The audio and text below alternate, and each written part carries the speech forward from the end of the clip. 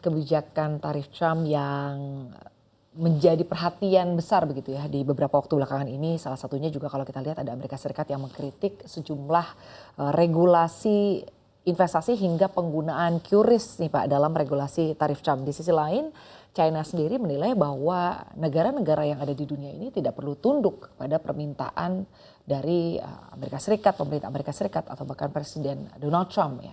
Bagaimana tanggapan Anda terkait dengan hal ini? Jadi pertama-tama yang saya mesti sampaikan adalah bahwa Amerika maupun China merupakan sahabat Indonesia. Namun kita memperlakukan keduanya secara terpisah. Indonesia dengan Amerika, Indonesia dengan China.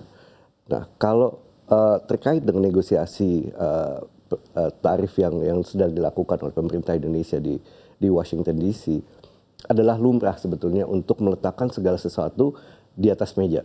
To put everything on the table dalam negosiasi. Jadi QRIS ini merupakan salah satu hal saja yang diangkat oleh Amerika dalam hal ini.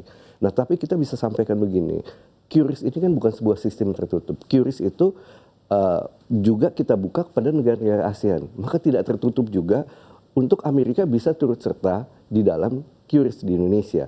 Jadi instead of mensedikitkan pilihan untuk konsumen Indonesia, lebih baik kita rame-rame untuk berpartisipasi dalam QRIS. Apalagi kalau kita melihat bahwa QRIS ini kan luar biasa. QRIS itu ada 36 juta merchant, ada 53 juta pengguna. Jadi merupakan bagian yang sudah integral dengan transaksi di Indonesia. Jadi saya pikir kita tidak usah terlalu khawatir dengan QRIS karena ini hanyalah satu dari berbagai isu yang diangkat oleh Amerika. Tapi sebenarnya Anda sendiri melihat apa sih sebetulnya yang melatar belakangi sehingga pemerintah Amerika Serikat mengeluarkan kebijakan terkait dengan penggunaan QRIS ini? Ya, tentunya kalau kita lihat sejarah, dan ini bukan isu baru, isu lamanya adalah bahwa Amerika Serikat di mungkin dekade-dekade sebelumnya mendominasi transaksi-transaksi keuangan melalui kartu kredit atau platform kartu kredit seperti mungkin Visa, Mastercard dan lain-lain. Dan ini sekarang sudah agak boleh dikatakan agak tergerus, tetapi Visa, Mastercard itu kan sebetulnya masih sangat dominan di Indonesia dalam penggunaannya. Kalau Mbak misalnya lihat debit cardnya Mbak, itu pasti ada tertulis tuh kan, Mastercard kah, apa Visa kah gitu. Jadi sebetulnya kita tidak melihat ini sebagai masalah besar. Baik, tapi Anda sendiri melihat sejauh ini ya bagaimana upaya pemerintah ya terkait dengan untuk terus melakukan negosiasi-negosiasi dengan pemerintahan Amerika Serikat. Kita tahu kita diberikan jeda ya sebanyak atau selama 90 hari ini. Bagaimana pemerintah memanfaatkan momentum ini untuk terus melakukan negosiasi? Kalau kami melihat bahwa pemerintah serius melakukan hal ini, kita juga tahu bahwa tim pemerintah juga masih di Washington DC sampai saat ini. Kami juga memonitor hal ini dan kami juga berharap, kalau kami dari dunia industri ada dua harapan kami. Satu adalah bahwa pertama-tama bahwa jangan melupakan juga industri dalam negeri. Jadi salah satu isu yang diangkat adalah misalnya mengenai masalah TKDN. Tapi TKDN kalau menurut hemat kami tidak bisa dihapuskan secara keseluruhan karena tentunya kita juga harus memberikan peluang bagi industri dalam negeri untuk berkembang. Itu di satu hal.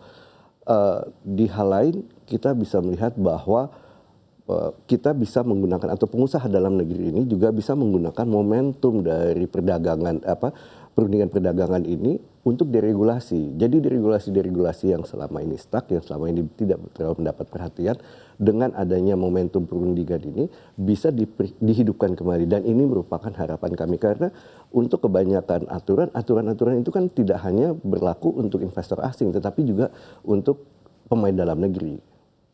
Baik, tapi kalau dari kacamata Apindo sendiri ya, sejauh ini persaingan dagang begitu atau perang tarif lah antara Amerika Serikat dan China ini seberapa besar pengaruhnya ke depannya ya kepada atau terhadap perdagangan global?